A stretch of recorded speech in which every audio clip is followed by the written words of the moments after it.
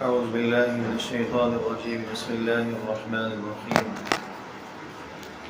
یا ایہا الرسول لا يحزنك الذین يصارعون في الكفر من الذین قالوا آمنا بأفواہہم ولم تؤمن قلوبهم۔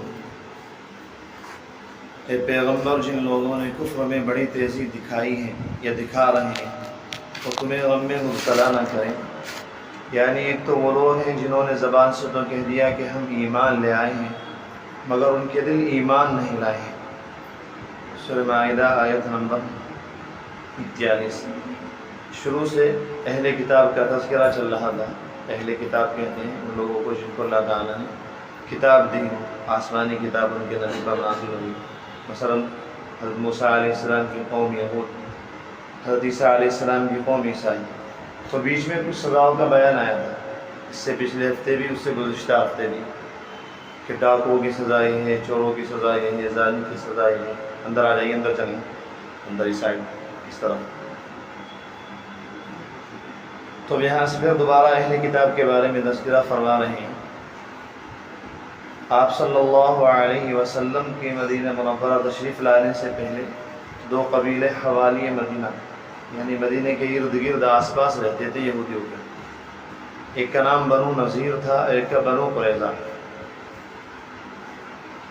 بنو نذیر ذرا طاقتور تھے، عزت میں، شوکت میں، مال و دولت میں، اور قریظہ جو تھے وہ ذرا کمزور تھے۔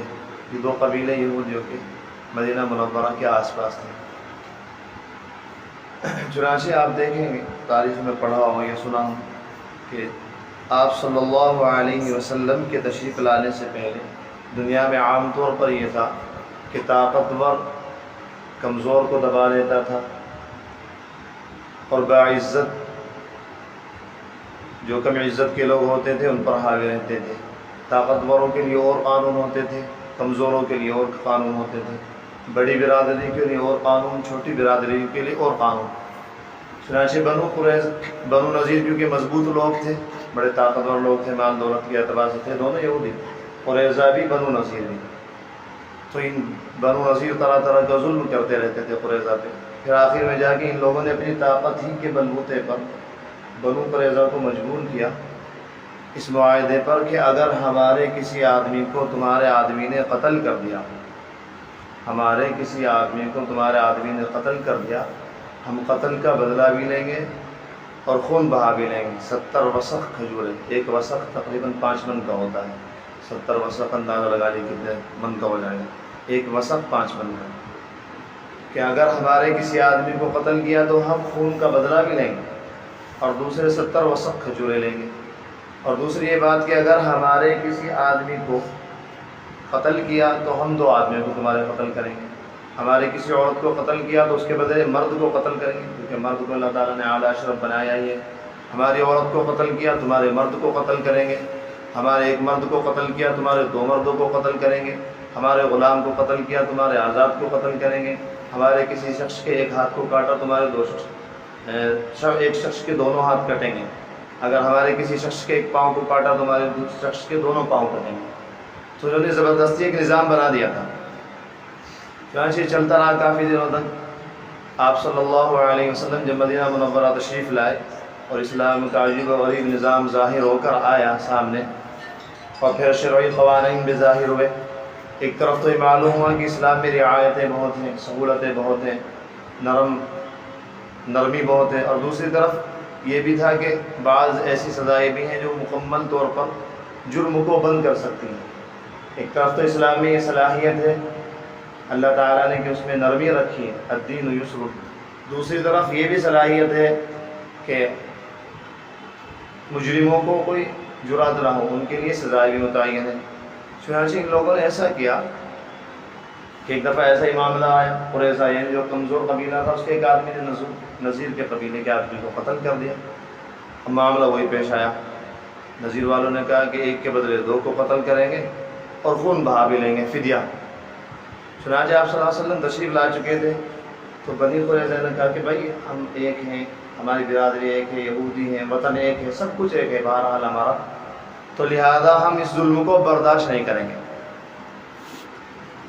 اور ہمت اس وجہ سے مل رہی تھی کہ آپ صلی اللہ علیہ وسلم مدینہ منورہ میں موجود ہے، اگر ان لوگوں نے دوسرے مضبوط لوگوں نے کچھ گڑبڑی کی تو ہم آ جائیں گے آپ صلی اللہ علیہ وسلم کے پاس۔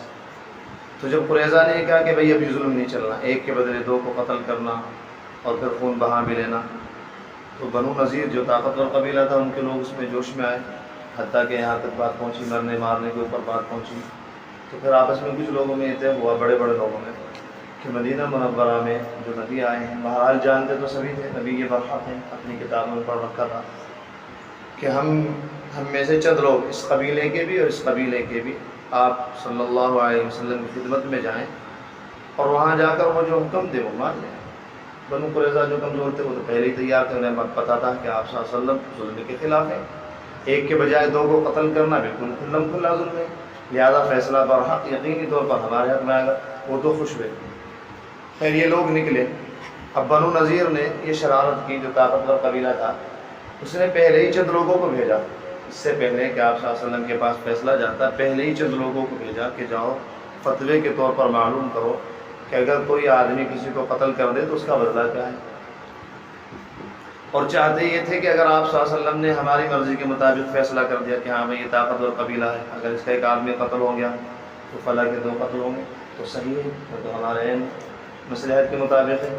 اگر آپ نے یہی حکم دیا ہے کہ ایک کے بدلے ایک کو قتل کیا جائے اور خون بہا کوئی نہیں، تو بنی نذیر کے لوگوں نے جن لوگوں کو بھیجا تو ان سے کہا کہ پھر قبول مت کرنا، اگر حکم ہمارے مطابق آئے تو قبول کر لینا، اگر حکم ہمارے مطابق نہ ہو تو قبول نہ کرنا۔